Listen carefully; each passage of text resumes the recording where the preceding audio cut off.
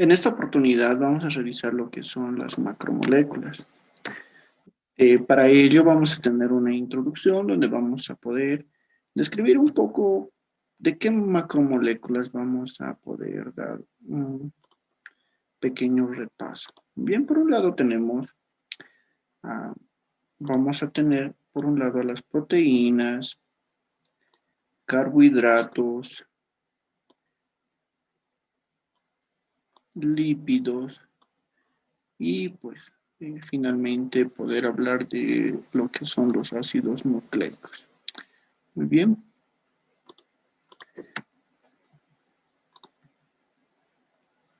Para ello vamos a empezar hablando de la estructura de una proteína. Algo muy importante que destacar de las proteínas es la composición química que poseen, ¿sí? Tienen una estructura en común todos los aminoácidos, ¿sí? Las proteínas se componen de aminoácidos.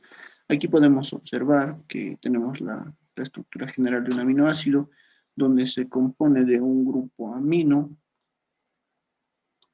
Tiene por otro lado otro grupo funcional que es un grupo carboxilo, ¿sí?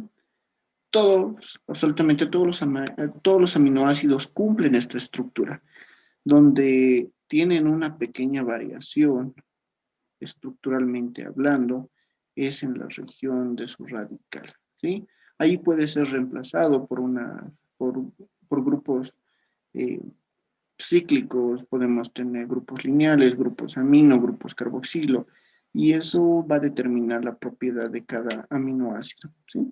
Primero, es la estructura de una proteína, tiene primero una estructura primaria, ¿sí? Donde es la secuencia de aminoácidos. Nosotros aquí podemos observar,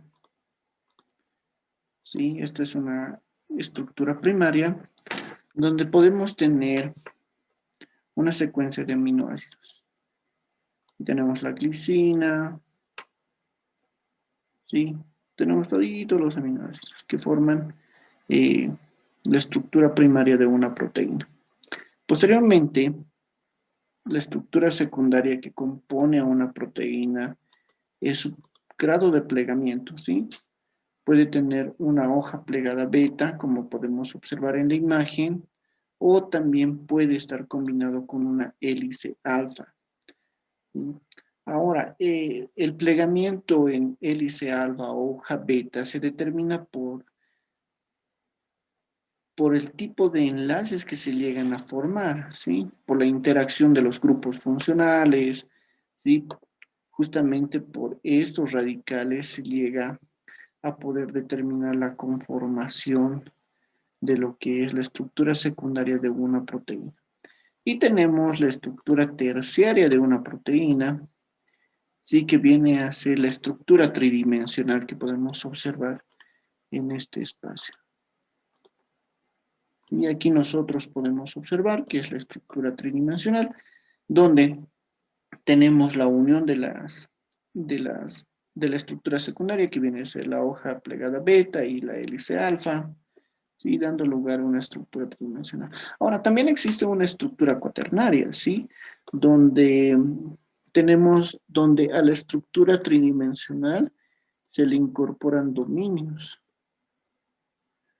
Y lo vamos a representar de esta manera. ¿Sí? Entonces, a la estructura tridimensional se le incorporan dominios y puede tener una estructura cuaternaria. ¿Sí?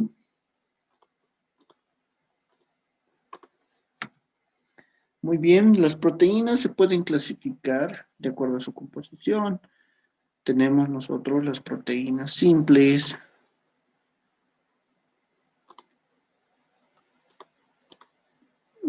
Por ejemplo, vamos a tener las siguientes, ¿no? Tenemos las albúminas, las globulinas, las histonas, las escleroproteínas, ¿sí?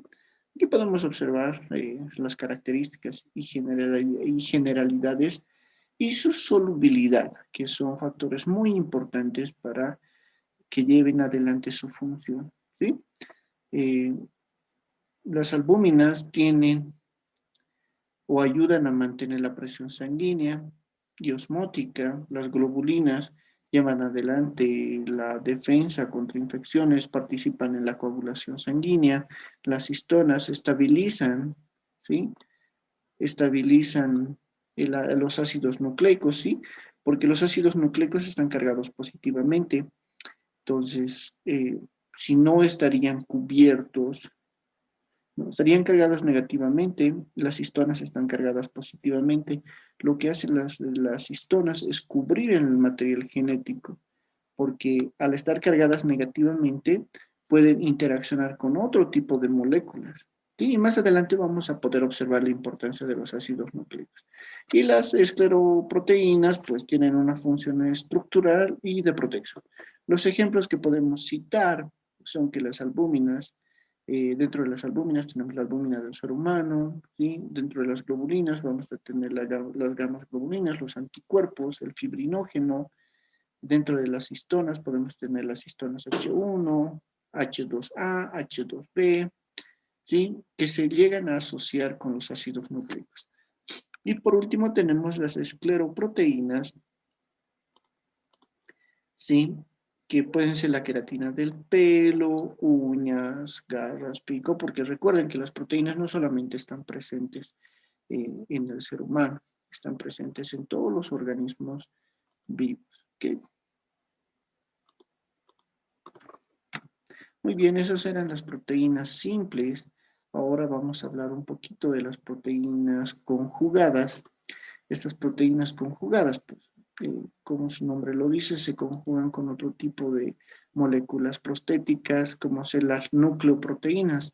Estas nucleoproteínas tienen un grupo prostético. ¿Qué significa eso? Que la proteína se une con ácidos nucleicos. Tenemos las lipoproteínas, las cromoproteínas, ¿sí? Vamos a tener las glicoproteínas, las fosfoproteínas. Muy bien. Entonces aquí tenemos los ejemplos de su localización, ¿no? Las nucleoproteínas se van a encontrar combinadas con el DNA o con el RNA, ¿sí? Las lipoproteínas, pues, están distinguidas por su densidad. Ahí tenemos la LDL, tenemos la HDL, ¿sí? Que son lipoproteínas de baja densidad, las HDLs, que son las proteínas de elevada densidad, ¿sí? Por otro lado, tenemos las cromoproteínas, como la hemoglobina, que se encarga de poder transportar el oxígeno hacia las células. También tenemos las glicoproteínas que se encargan pues, de tener actividad enzimática y hormonal, ¿sí? Para poder transferir o transportar información, ¿sí? Y pues un ejemplo de una fosfoproteína, que es la caseína que se encuentra en la leche.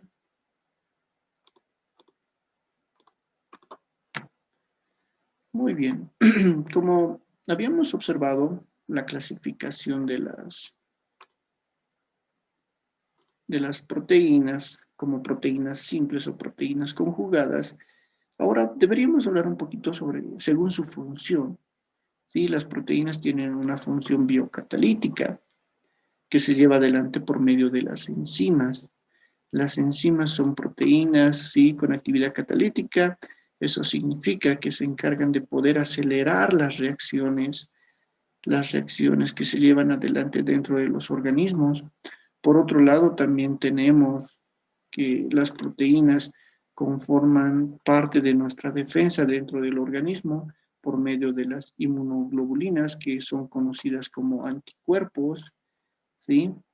También por otro lado, también tenemos la, la actividad hormonal, ¿no? Donde está mediado por hormonas como ser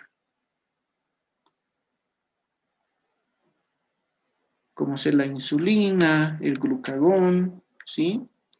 Tenemos también los neurotransmisores, que son neuropéptidos, ¿sí? También están involucradas las proteínas dentro del reconocimiento, como ser los receptores, ¿sí? También los mecanismos genéticos, como las nucleoproteínas. También tenemos la parte o la función estructural, como ser el colágeno, contracción muscular, como ser los componentes de la actina y miosina que se encuentran en los músculos. Está en el transporte, como es la hemoglobina, que anteriormente les había indicado, que se encarga de poder transportar el oxígeno, ¿sí?, hacia las células. También dentro de los citocromos, ¿sí?, el almacenamiento, ¿sí?, como es la ferritina, la calmodulina y el equilibrio hidroelectrolítico, como estuvimos mencionando anteriormente, a la albúmina, ¿sí? Entonces, esas vendrían a ser las funciones y son unas cuantas. Estas pero son las más principales que llevan adelante las proteínas, ¿sí?, que tienen muchas funciones dentro del organismo. Por otro lado, otra macromolécula de interés biológico son los carbohidratos, ¿sí? Aquí nos podemos preguntar, ¿no? ¿Dónde están los hidratos de carbono? ¿Sí? Está presente en el azúcar, miel, caramelos, pan integral, pasta, galletas, en sí en todos los alimentos. Algo muy importante que nosotros tenemos que tomar en cuenta es que el ser humano viene a ser un ser heterótrofo.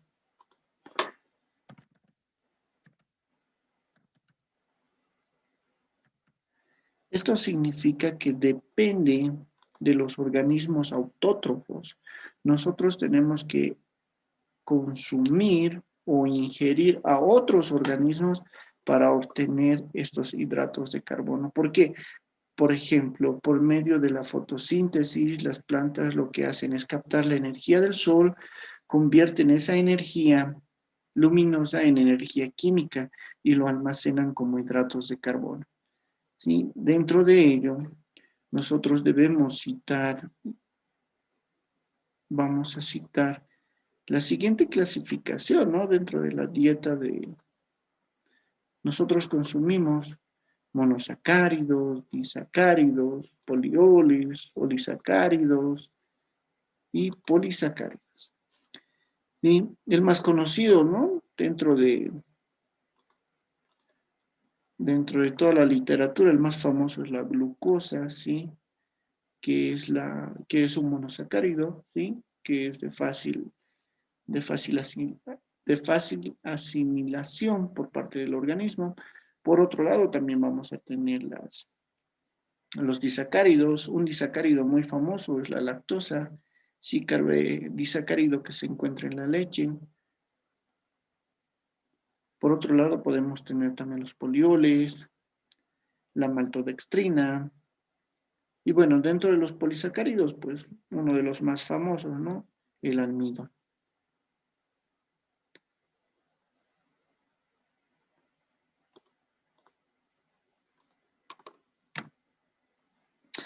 Algo muy importante que destacar dentro de la revisión de la estructura química de los carbohidratos es lo siguiente, ¿sí?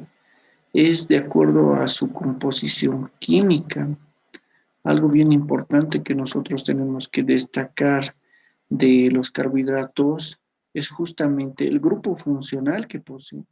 Por un lado, aquí podemos observar, ¿sí?, que en esta glucosa, que es una aldoxosa, que se encuentra en su forma lineal, sí posee un grupo aldehído, ¿sí? En cambio, en la fructosa, que es una cetoexosa, podemos observar que su grupo funcional es un grupo cetónico o una cetona, ¿sí? Eh, estos grupos funcionales les permite y les da muchas propiedades, por decir, eh,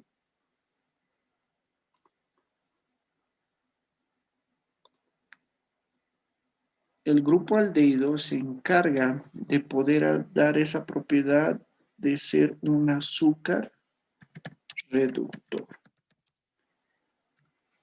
¿sí? ¿Por qué es un azúcar reductor? Porque tiene la capacidad de poder donar un electrón, ¿sí? Justamente puede donar un protón, ¿sí? Pero en su forma lineal.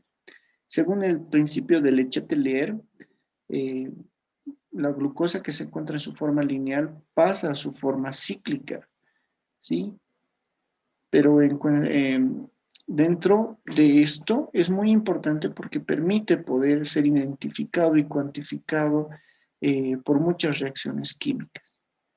¿sí? Algo muy importante que anotar es justamente esta situación. Algo muy importante es que la glucosa posee un grupo aldehído, ¿sí? Que tiene la capacidad de poder donar un protón, y la fructosa, pues, es una cetohexosa que posee un grupo cetónico. Al poseer un grupo cetónico, no tiene la capacidad de poder donar un electrón, de modo que no puede ser considerado como un azúcar reductor, ¿sí?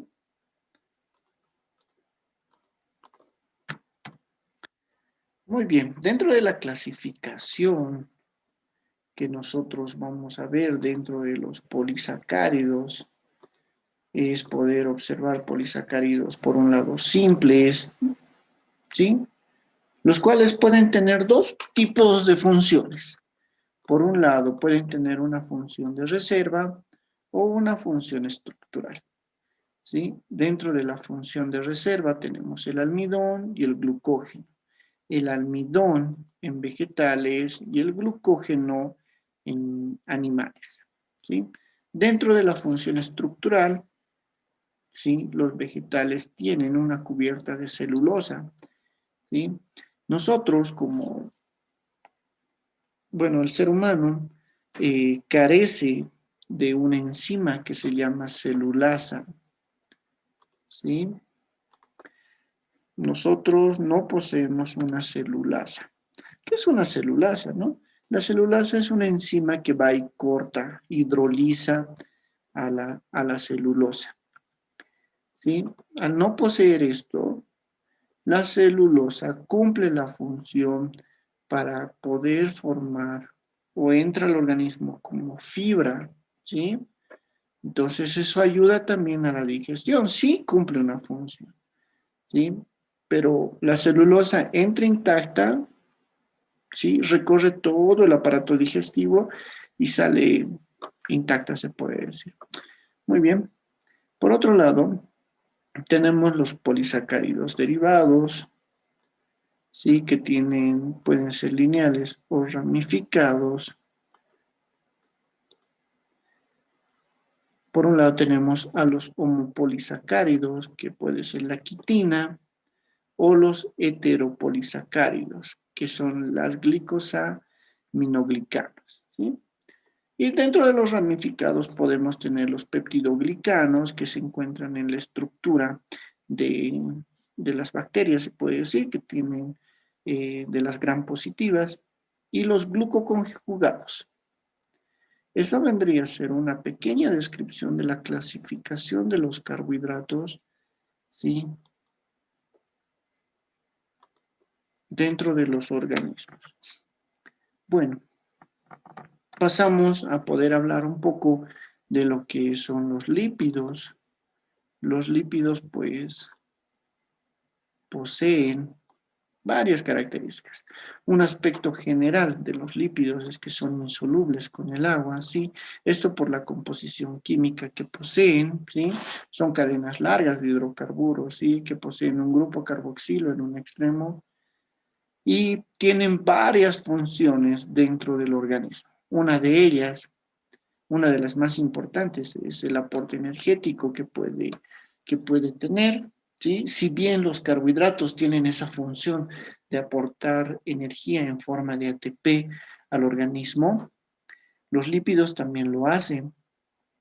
Sin embargo, el organismo tiene que estar en un proceso de inanición o de un ayuno prolongado para que el organismo empiece a tomar los lípidos como fuente de carbono por medio de la beta-oxidación, ¿sí? Este proceso bioquímico, ¿sí? Lo que hace es liberar más energía, ¿sí? Un lípido libera más energía en forma de ATP que un carbohidrato, ¿sí? También son aislantes térmicos, producción de calor, eh, es una medida de reservar agua. Un ejemplo de ello es la joroba de los camellos, ¿no? La joroba de los camellos no está lleno de agua, no, está lleno de lípidos, los cuales eh, hacen de que el animal pueda reservar gran cantidad de agua y así poder estar en el desierto.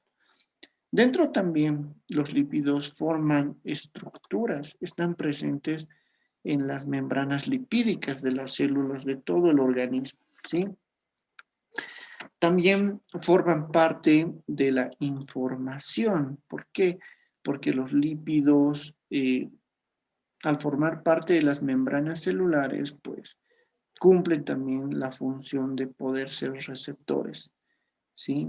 Entonces transmiten, ¿sí? Y mantienen información, ¿sí?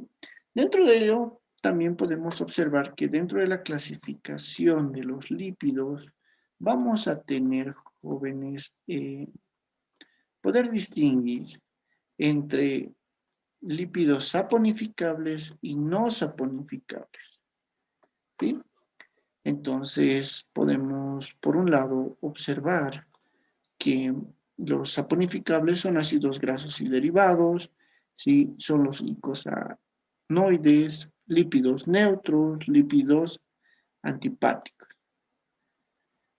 Por otro lado, tenemos los no saponificables, que pueden ser los terpenos, los esteroides, ¿sí? Los no saponificables tienen como base a la molécula del ciclopentanoperidrofeniltreno, ¿no? Que es un lípido que tiene también, es un precursor que da lugar a la síntesis de muchas otras moléculas. ¿Sí? Por otro lado, también tenemos los lípidos pisólicos, ¿sí? De cadena cerrada y también pueden estar presentes de cadena abierta.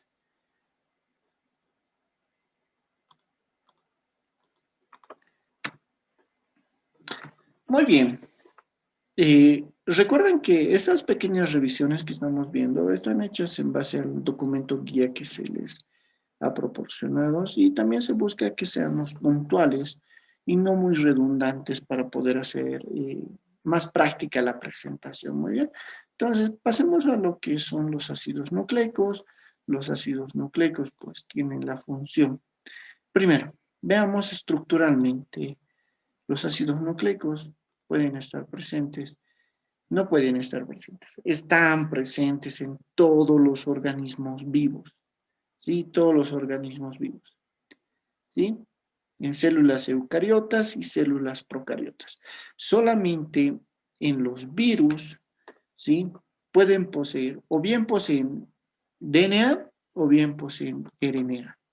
Solamente uno de los dos. Por eso dentro de la clasificación del estudio de los virus, hay virus con material genético DNA y virus con material genético RNA. ¿Sí? Son los dos únicos organismos, bueno, es el único organismo que posee un solo tipo de material genético. ¿Sí? En cambio, los demás organismos pues poseen ambos, poseen DNA y RNA. Entonces, veamos cuáles son las características. Primero, el DNA tiene una hilera doble helicoidal, o sea, es una doble hélice, bueno, ¿sí?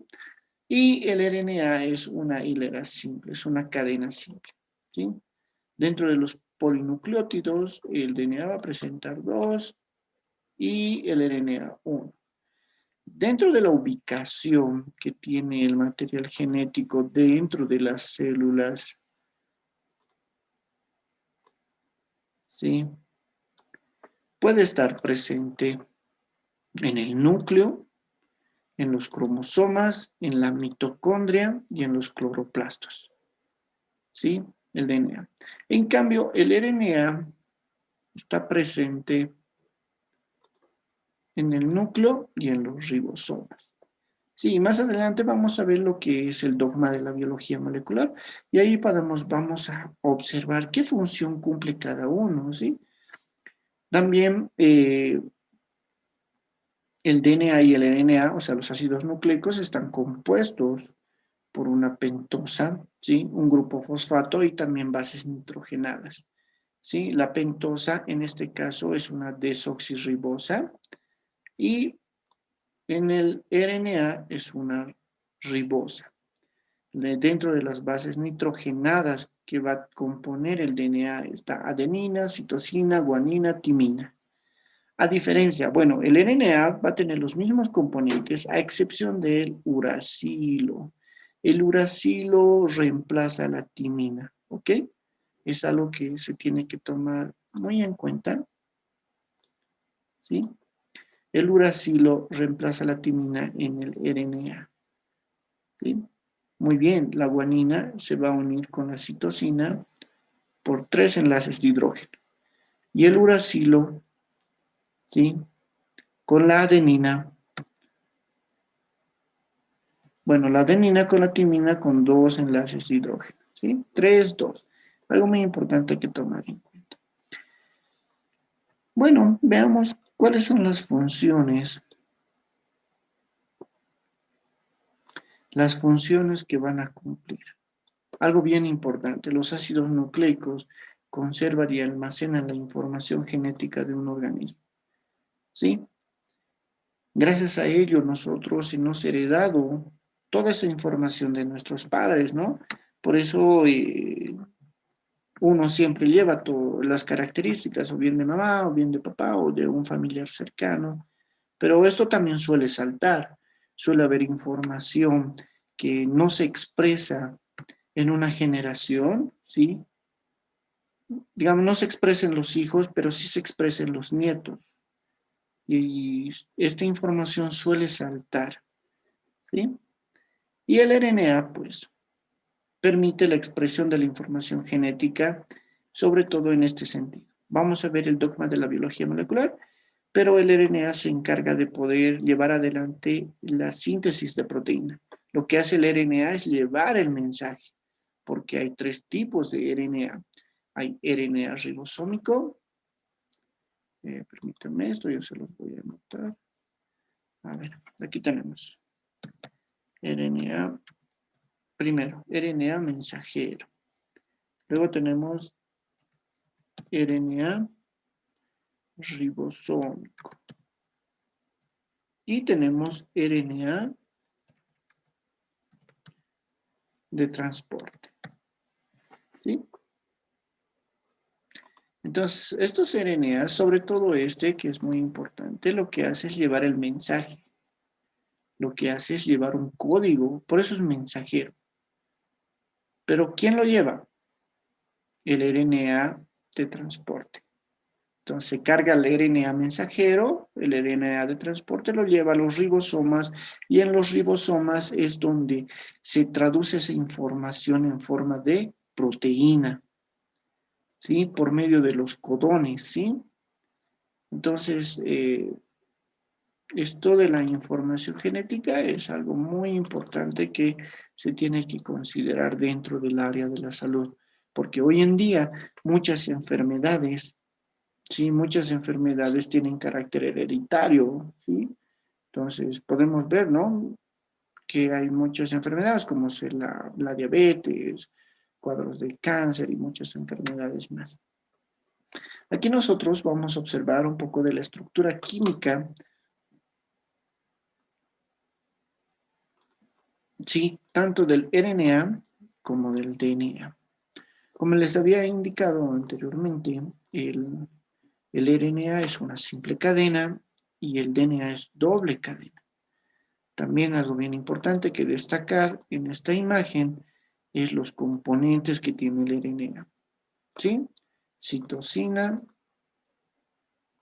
tenemos la citosina, la guanina, adenina y uracilo.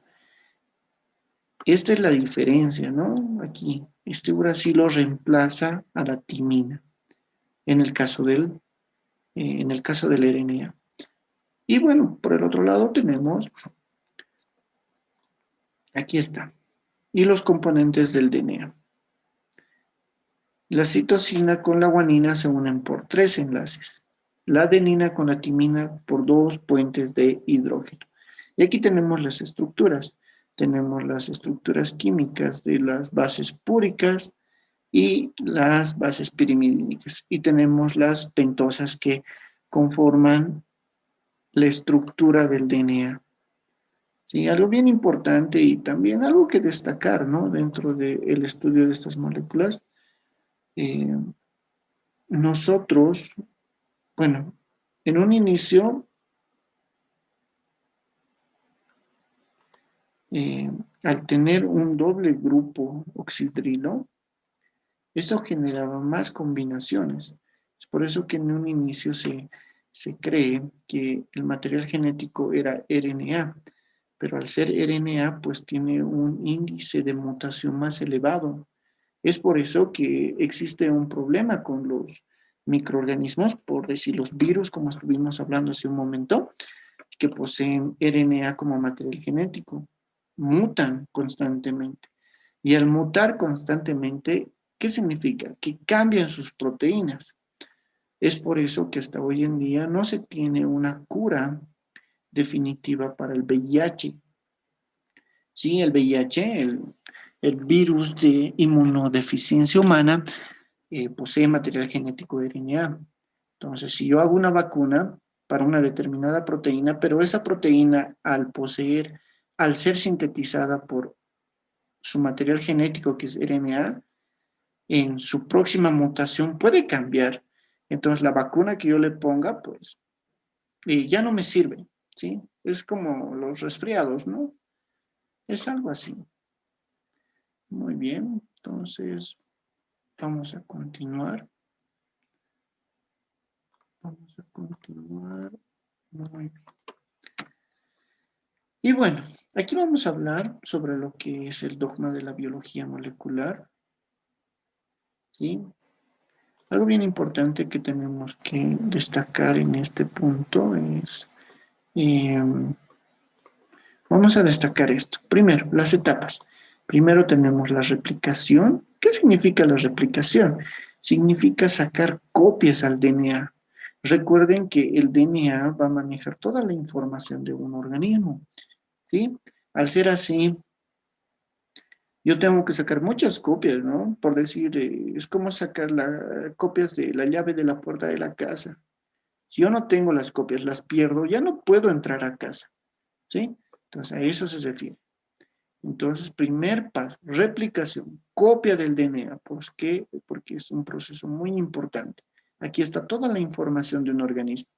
Ojos de color, estatura, tez de piel, ojos de color de cabello, absolutamente todo, ¿sí? Posteriormente existe la segunda etapa, que es el proceso de transcripción, donde se tiene el paso de DNA a RNA. Y justamente este paso es para poder llevar adelante, lo que voy a hacer, llevar adelante es transportar un código, o sea, un mensaje. Muy bien, en forma de RNA. Y el tercer paso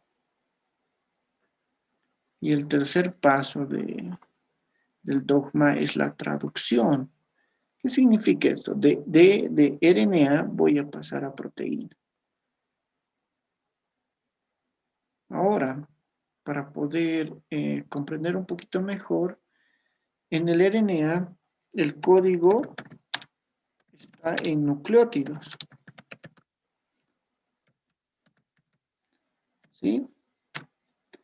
Pero cuando pasa a RNA, cuando pasa, perdón, a proteínas, pasa cada triplete de codones, o sea, cada triplete de nucleótidos da lugar a la secuencia de aminoácidos, ¿sí? Y como habíamos visto al inicio de esta presentación, la secuencia de aminoácidos da lugar a las proteínas, ¿sí? Entonces, tengo mi secuencia de aminoácido por medio de los grupos funcionales que estos poseen, pues van a dar la conformación a la estructura secundaria, que puede ser una hélice alfa o una hoja plegada beta, va a dar lugar a la estructura tridimensional y esa proteína va a tener o bien tiene una función estructural o bien va a tener una función catalítica, ¿sí? Y de esa manera, pues, las macromoléculas se encargan de poder llevar adelante todo lo que corresponde al metabolismo de un organismo para poder mantener la homeostasis del mismo.